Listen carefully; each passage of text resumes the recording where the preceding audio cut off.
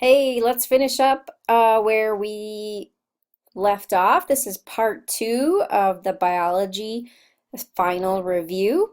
Let's talk about homologous structures. Homologous structures in evolution are looking for similar bones that do slightly different things in different organisms. So similar structures in different species that are modified for those of a common ancestor are known as homologous structures.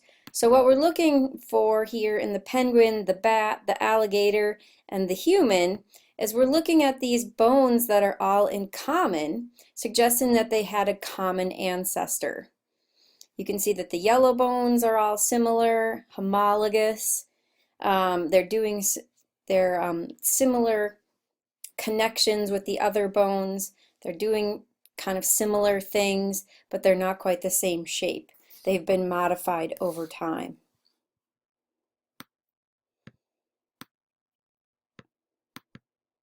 You can see here's another picture of a human, a dog, a bird, and a whale, and you can see the homologous structures there. The red is the same bone in a common ancestor, and the same thing with the white bone and the yellow. So let's talk about how to classify things. You find a plant, if it's multicellular, the cells contain chloroplasts, in other words, they're the green things that help the plant capture the energy of sunlight and make glucose from carbon dioxide and water. It also has a nucleus, it has bound organelles.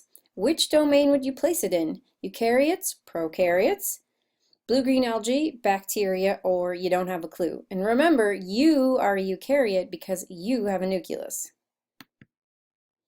So you'd put it in eukaryotes, and the kingdom you'd put it into is would be Plantae. Kingdom used to be the highest classification, but now domain is the highest classification, and eukaryota and prokaryota are classification domains.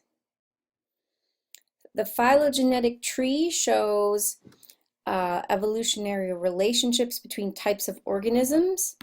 DNA sequence data can back this up. If you want to look at how closely two organisms are related, you can kind of trace back in the tree. Distantly related would be the human and the lamprey here because the level of connection is they're basically the furthest away, the most levels away connected.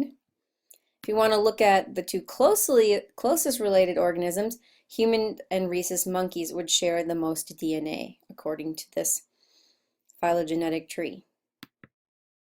Let's talk about the Hardy-Weinberg model. It's most accurate when 5 conditions are met.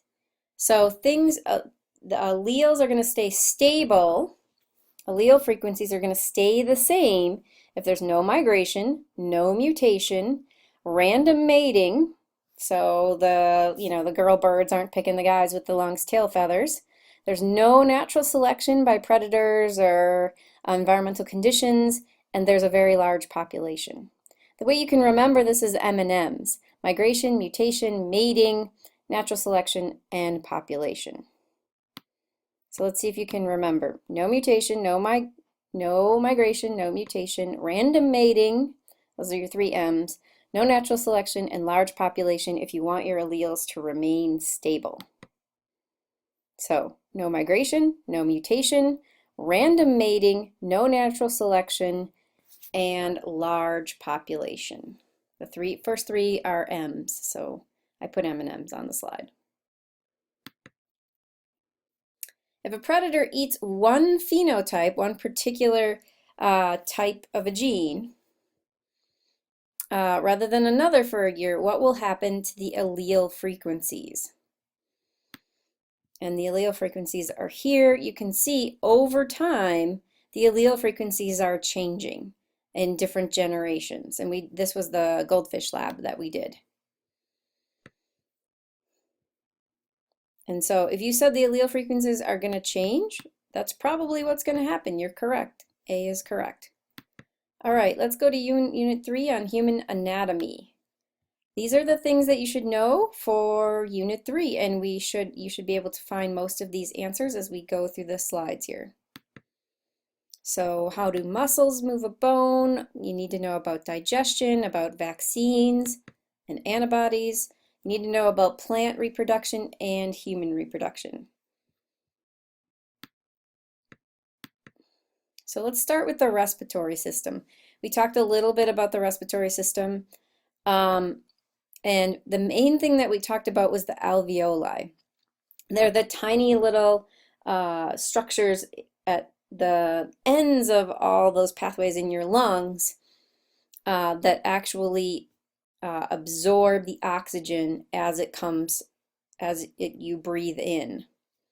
There's tiny little capillaries here that surround the alveoli, and that's how the oxygen gets absorbed at those capillaries. So alveoli are really important because they allow gases to move between the lungs and the bloodstream. What gases are passing through the alveoli? Remember, there's one gas getting out and there's one gas coming in. If you said oxygen and carbon dioxide, you're correct. The oxygen, we're trying to get oxygen into our bodies and we're trying to get carbon dioxide out. What structure were we just talking about? What's the name of that structure? And it's not a pasta, it's alveoli. There's 3 types of muscles that you need to know for this particular class. Smooth muscles, they're like in your stomach, they churn things, they don't take up a lot of room. Skeletal muscles are like in your huge guns here. And cardiac muscles kind of have this cross shape, this X shape, so they can hang on to each other and contract because they don't have any bones to hang on to. If you eat too much ravioli with cheese, which type of muscle might have a hard time contracting because you've got too much junk stuck in your arteries? And that's going to be your cardiac muscles.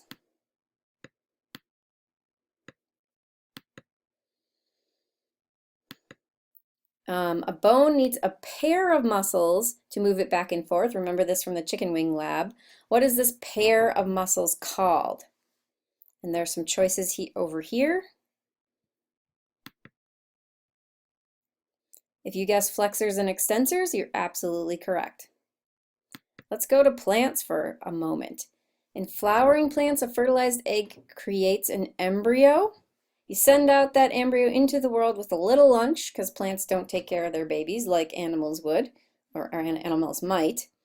What do we call this baby with the lunch? Hopefully you've gotten the clue from all the different pictures that it indeed is a seed. So now let's go back to human structures for just a second. When you touch something like a dog, what structure carries messages from your hand to your brain? How do you know something's hot or soft or fluffy? Here are some options. Electrical and chemical signals, Morse code, myosin and actin, protein. I don't know. If you said electrical and chemical signals travel through your nerves to your brain, you are correct. Generally, if you've got a hand, it goes up your arm to your spinal cord and then up your brain. That's if you damage your spinal cord, you have a hard time sensing things because it's kind of like the main freeway for your nerves. So when muscles contract, you can see that there's 2 main proteins that we talked about, myosin and actin, and there's a gap here that gets closer, that closes as the myosin and actin kind of ratchet up each other. And if you guessed, myosin attaches to actin and pulls itself along the actin, you're absolutely correct, and chemical energy is also used up. Myosin attaches to actin and pulls, and the chemical energy is used up. So here's the myosin in the middle, and the actin on the outside, and the myosin kind of creeps up the inside of the actin. Okay, plants are diploid part of their life and haploid in other parts. How is that different than humans? Are you diploid? Are you haploid? Diploid means you have 2 copies of all your genes in all your cells. Haploid means you have 1 copy of all your genes in your cells. If you said humans are diploid all of the time except for our gametes, which are haploid, you're absolutely correct. Why do you have an immune system? Well, I'll give you a hint. All of these pictures here are pictures of pathogens. So there's bacteria. Here's kind of a detailed cartoon of a bacteria, and here's a photomicrograph of a bacteria. This is a virus. Here's kind of a cartoon of a virus injecting its DNA or its RNA into your cell. I think this is another bacteria.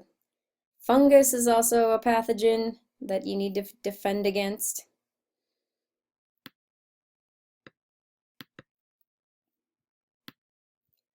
So you're not trying to defend against Darth Vader or UV rays, but bacteria, viruses, and other pathogens are what you're trying to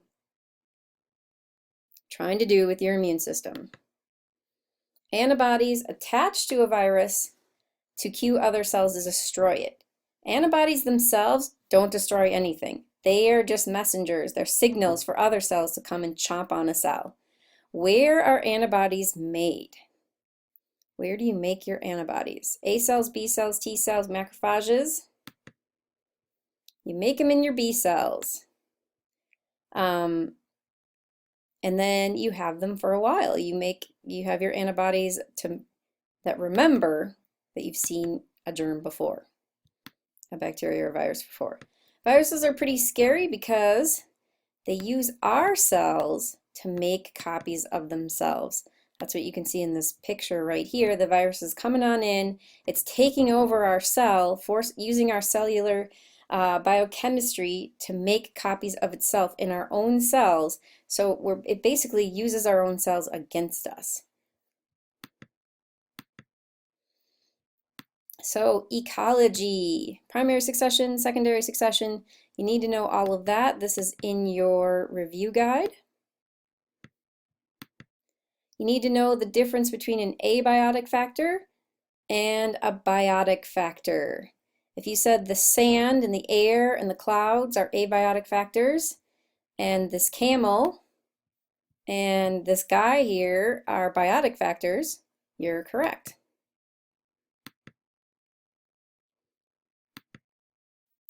Plants and animals both need energy. How do they get it?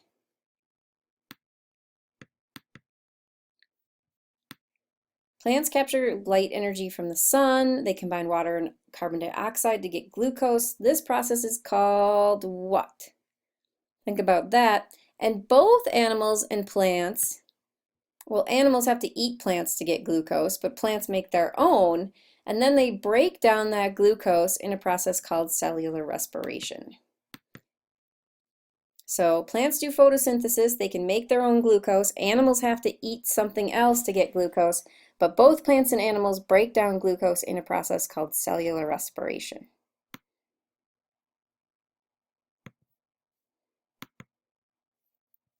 If there's a new ecosystem discovered on Mars, what would you need to know about this ecosystem to compare it to similar types on Earth? Would you need to know the abiotic factors, the biotic factors, or both? And you would have to know both.